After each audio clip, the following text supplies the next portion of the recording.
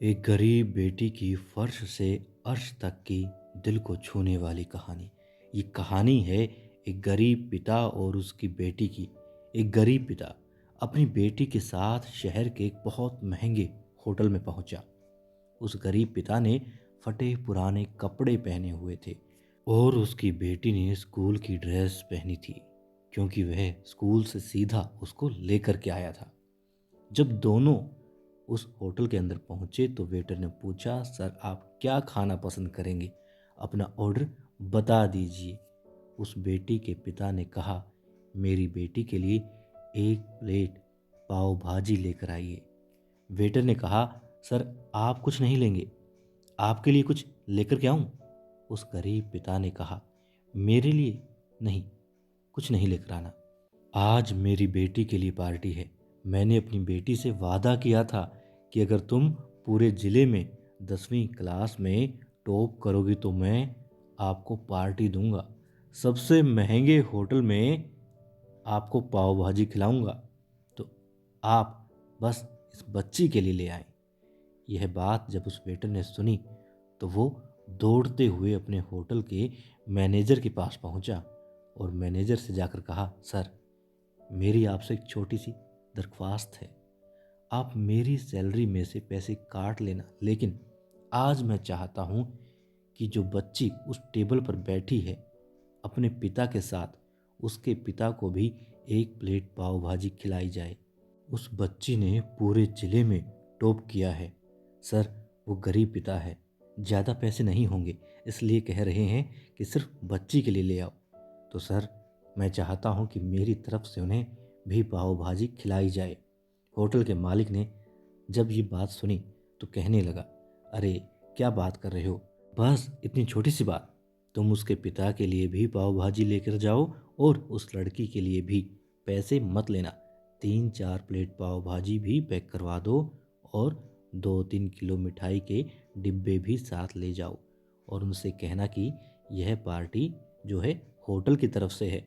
हमारी बेटी ने पूरे ज़िले में टॉप किया है। उनसे कहना कि पूरे मोहल्ले में मिठाई बांटिए और जश्न मनाइए, चिंता मत कीजिए। जब ये बात होटल के मालिक ने कही तो वेटर खुश हो गया। उसने कहा, क्या बात है, कितने अच्छे मालिक के यहाँ मैं नौकरी कर रहा हूँ।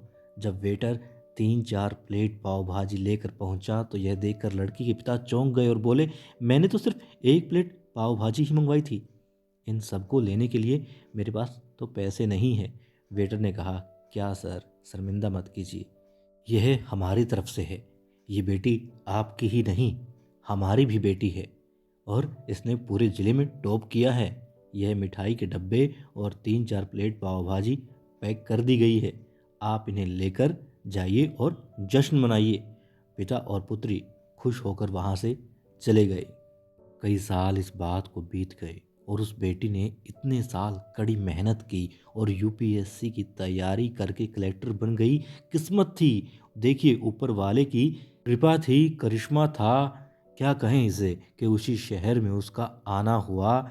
उनके द्वारा सूचना पहुंचा दी गई कि कलेक्टर मैम आने वाली है उस होटल में। जी हाँ, उसी होटल में खाना खाने वाली है। कलेक्टर साहिबा की आने की खबर मिलते ही उस गांव के सभी लोग कलेक्टर साहिबा को देखने के लिए वहां पहुंच गए। किसी को इस बात का बिल्कुल भी अंदाज़ा नहीं था कि ये वही पिता और बेटी हैं। जब कलेक्टर साहिबा अपने पिता के साथ होटल में पहुंची तो उन्होंने होटल के मालिक से कहा कि क्या आपने हमें पहचाना? हम वही पिता पुत्री हैं जो मेरे 10th क्लास के टॉप करने पर आपने हमें पार्टी दी थी।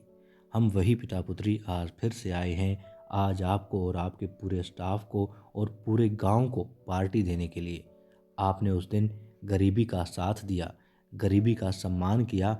आपने उस दिन जो हमें पार्टी दी, उसने मुझे बताया कि मुझे कितनी और ऊंचाई तक पहुंचना है और मुझे मेरी मंजिल तक पहुंचना है। आपने मुझे एक दिन नई प्रेरणा दी और आज मैं उसी प्रेरणा का एहसान चुकाने आई हूँ। कलेक्टर मैडम अपने मन की बात कहती जा रही थी और उनकी आंखों से आंसू बहते जा रहे थे। होटल का मालिक और वेटर दोनों हाथ जोड़कर खड़े थे और कह रहे थे, क्या बात है, ऊपर वाले का आशीर्वाद है। छोटी सी कहानी है लेकिन सिखाती है कि कभी भी किसी भी गरीब का मजाक मत उड़ाना और हो सके तो उसकी मदद करना। और अगर मदद ना कर सको तो मजाक तो मत उड़ाना, क्योंकि वो ऊपर वाला सब देख रहा है। और यदि बनना है तो उस नज़र में अच्छा बनिए।